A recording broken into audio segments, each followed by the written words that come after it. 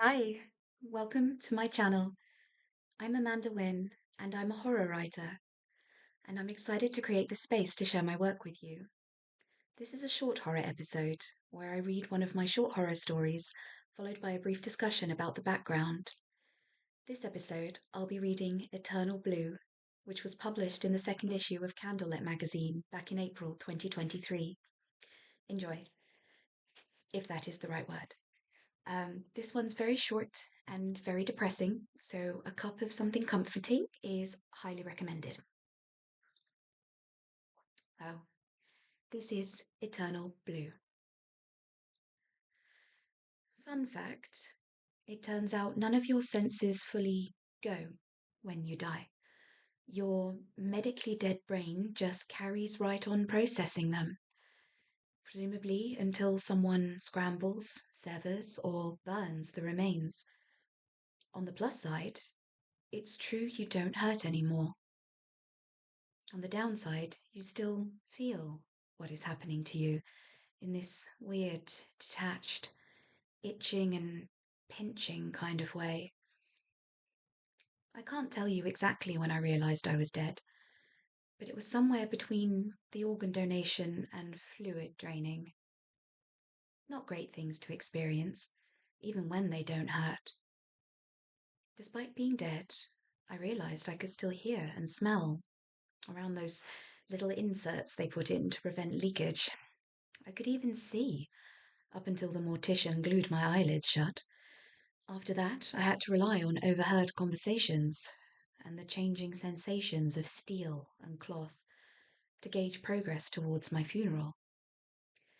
I was afraid of being buried underground, wondering how slow decay in the earth would feel, how long it would take until I fully rotted away. I hoped for cremation. Even if I was still somehow conscious, I was sure I'd have a better time wafting around the world than 6 feet under it. Unfortunately, my family had other ideas about where I'd like to spend eternity. It's my fault, really. Every family holiday, I'd sign up for surfing, kayaking, paddleboarding, and the like. I never told them it was less about loving the water and more about getting away from them. I never told them how much I hated it when I fell in.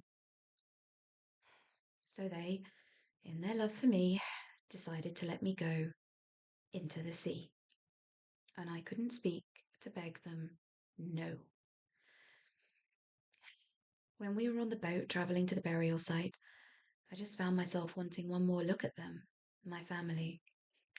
I got a little of my wish. One of my eyes tore open when my shroud came unbound as I hit the water. I saw the shapes of people on the boat through the water and the scattered reeds, dark silhouettes rippling against the pale blue sky. Then the boat was gone, the wreaths swept away, and I sunk from the light and came to rest on the sand. That's all there is now, the sun-dappled blue living on in my mind, in this crushing wet world, while the crabs nip at my back.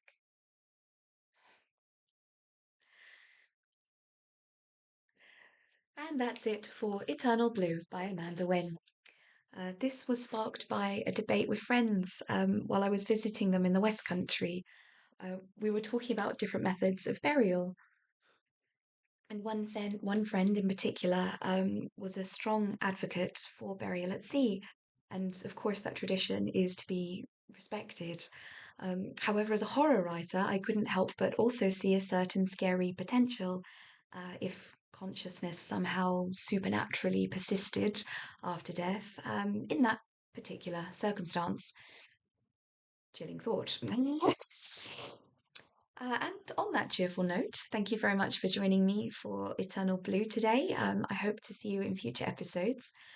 In the meantime, if you like my writing, my horror novel, Flatcoat, is available for purchase on Amazon and other online platforms. And if you prefer to listen rather than to watch, my content is available on the podcast Amanda Has Haunting Horror. And you can learn more about my work on my website, amandawynne.com. So thank you very much for joining me. For now, wishing you sweet dreams, and I'll see you again soon. Bye.